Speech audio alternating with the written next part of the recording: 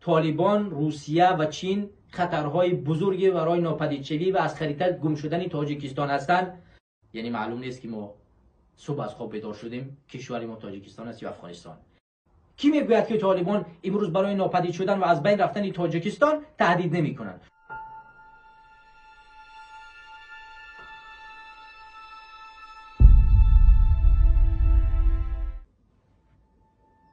درود و سلام خدمت همه شما همیاران عزیز و گرامی قدر.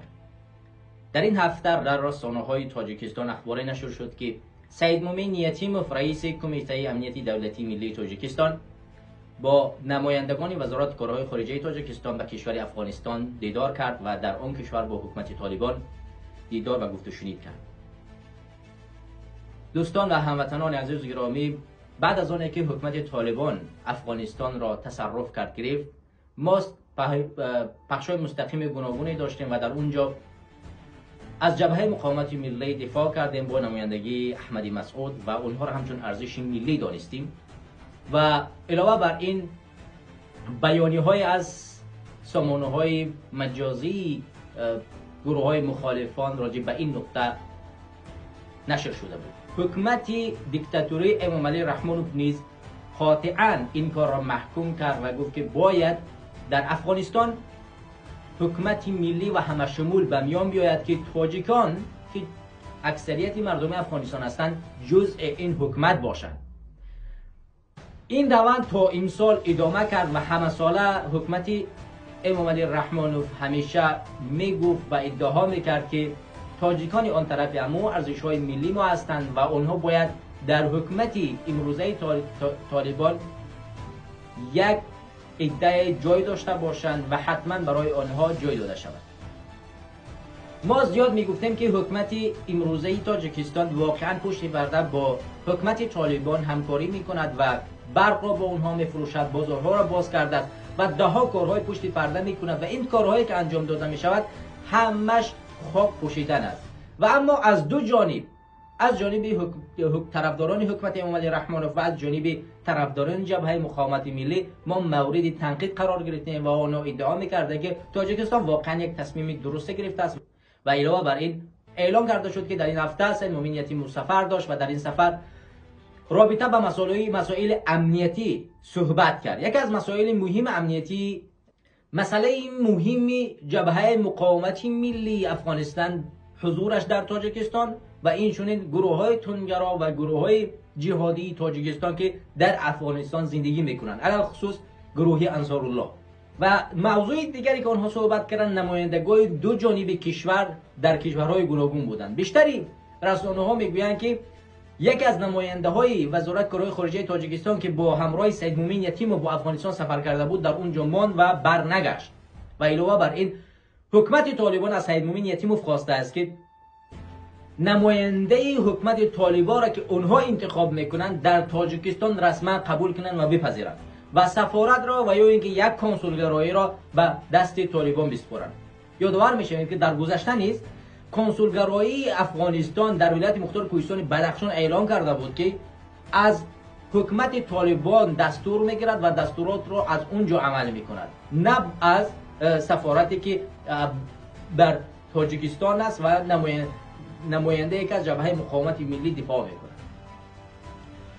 حالا میخواهند که رسما این کار را اعلام بدارند. زیادی کارشناسان به این نظرند که حکومت تاجیکستان خیلی مجبور شده است. از این طرف حکومت فدراسیون روسیه که ارباب اصلی امام علی رحمانوف است اجبارش میکند که مثل حکومت ازبکستان، قرقیزستان و قزاقستان با طالبان صلح کند و در مسائل امنیتی صحبت کند. از این مسئله دیگری که یک روابط‌های مهمی که تاجیکستان دارد این چین است که مالکیت چین در تاجیکستان زیاده از 3.5 میلیارد است و این پول و این دارایی چین در تاجیکستان زیر سوال نرود.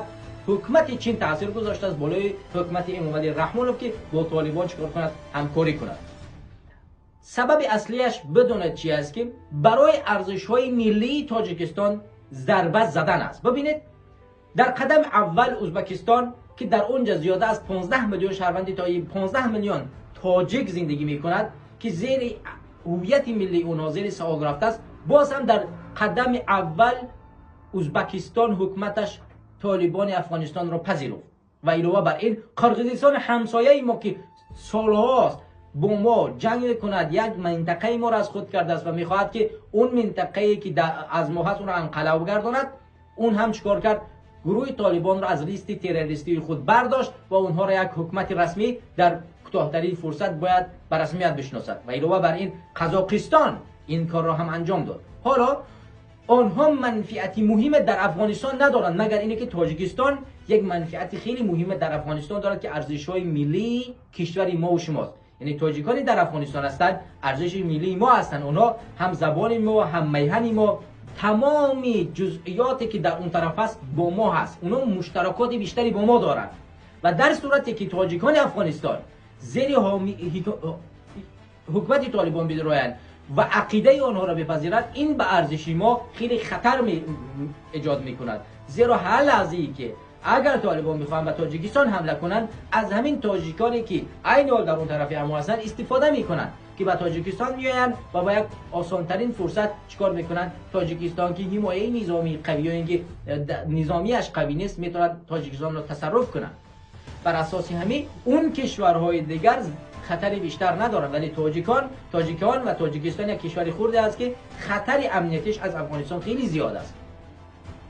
حالا رئیس کمیته امنیت ملی تاجیکستان برای دفاع از امنیت باشد، برای تلاش مرز و بوم این کشور باید اون طرف سفر کند و کوشش کند که مرز و بوم این کشور را دفاع کند و کوشش کند که از اون طرف به ما حمله نشود.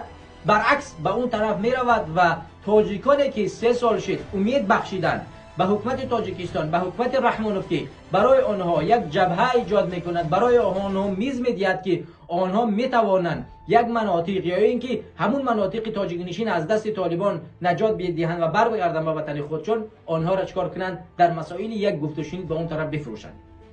حالا گروه انصار الله آنها در اون طرف امو زیر سوال قرار گرفتند. چرا؟ چون وقتی که اگر این گفت و شنید بین حکومت طالبان و حکومت تاجیکستان به عمل برسد، اولین اقدام جبهه مقاومت ملی برچیده می شود از تاجیکستان و گروه انصارالله در اون طرف امو چیکار کرده می شود؟ از جانب طالبان یا برچیده می شود یا اینکه آنها را به تاجیکستان اخراج می کنند.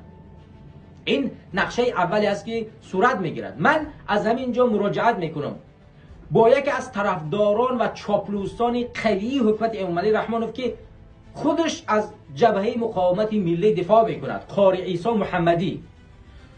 قاری عیسی محمدی، شما بارها و بارها برآمده در مقابل مخالفان حکومت امروزه امامعلی رحمانوف صحبت کردید، تعرض کردید، ما حرفی نزدیم، ولی امروز حرفی ما برای شما باید درک باشد، باید قبول کنید که اون حرفایی که ما برای شما میزدیم که حکومت امامعلی رحمانوف حکومتی است که از جانب روسیه و چین اداره کرده می شود و به یگان ارزش و مقدسات ملی ما و شما ارزش قائل نمی شود، آمده رسیدید و درک کردید که شما برای حکومت رحمانوف یک وسیله استفاده بودید و شما را استفاده کرد تا امروز و فردا برای ارزش‌های خود که از افغانستان اون کسانی که در اونجا در مقابل تاجیکستان جبهه کشیدن به مانند گروه انصارالله آنها را بازپس بگیرد و شما را بسپارد و شما را بازچین کند، از تاجیکستان خارج کند و همین طوری که اکثریت شما در اروپا قرار دارد و سالها فقط در همین اروپا قرار بگیرد و سر و صدا کنید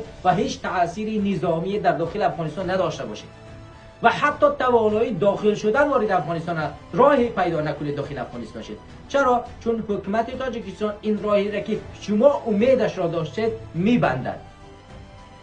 وقتی برای شما ما سالها خبر کردیم، گفتیم که برادران عزیز و گرامی قدر، شما بدانید به حکومت امامعلی رحمانوف اعتماد نکنید، ولی شما چکار کردید؟ بر این پیشنهاد ما توف کردید و این را نپذیرفتید و عاقبتش را دیدید که چی می شود. حالا برای شما باز میگم قاری عیسی محمدی گوش کن، حالت شما در تاجیکستان بدتر می شود. حکومت رحمانوف وضعیت شما را تنگتر و تنگتر و تنگتر میکند، حتی به اون درجه خواهد رسید که حتی به پیستر احمدشاه مسعود هم احترام نخواهد گذاشت، یا اونه که ممنوع الخروج از تاجیکستان میکند و یا اینه که او را هیچ وقت اجازت نمیدهد که یک قدم به طرف افغانستان چکار کند، از زمین تاجیکستان استفاده کند، نه برای آشکاری نه برای پنهانی. مگر نه مسئله فرودگاه نظامی عینی اون را وقتی که هینمک خواست استفاده ببرد برود به جبهه مقاومت ملی کمک کند که وارد افغانستان شوند، چرا او را به استفاده شما نداد؟ آیا این سوالها در ذهن شما نمیچرخد؟ آیا برای اینها شما پاسخ دارید؟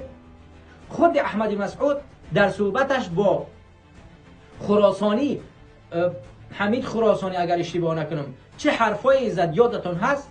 از امنیت ملی و از رئیس کمیته امنیت ملی این تاجیکستان خیلی دفاع کرد و این کشور یک کشور اسلامی شمارید. در بخش امنیتی که خائنان ملی ما و شما در تاجیکستان در سر قدرت هستند، در این ما شک داریم. اکنون دیدید که به افغانستان سفر کرد، با طالبان گفتگو کرد و ارزش‌های ملی ما و شما را فروخت. برای شما با این اعتماد نیستید، با این عقیده نیستید که عقیده ما و شما، ارزش‌های ملی ما و شما یک است.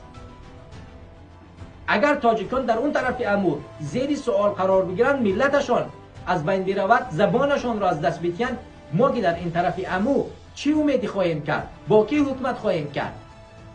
یک تاجیکستانی که 6-7 میلیون دارد، از هر کجا برایش هر کس زبان درازی میکند؟